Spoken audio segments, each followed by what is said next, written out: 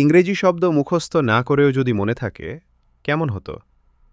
আজকের ভিডিও শেষে 15টা দরকারি ইংলিশ ওয়ার্ড এমনিই মাথায় ঢুকে যাবে। চলুন শিখি কিছু কমন ইংলিশ ওয়ার্ডস, সহজ বাংলা অর্থসহ, যেগুলো আপনি প্রতিদিন ব্যবহার করতে পারেন।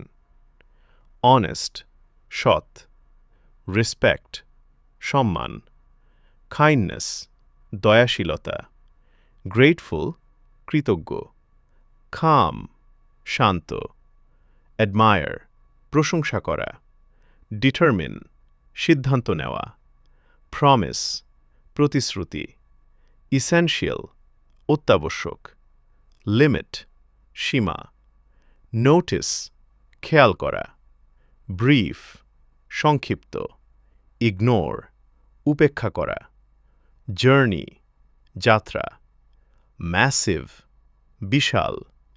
ভিডিওটা ভালো লাগলে লাইক দাও, আর এমন আরও ইংলিশ ওয়ার্ড শিখতে ফলো করো। See you in the next video.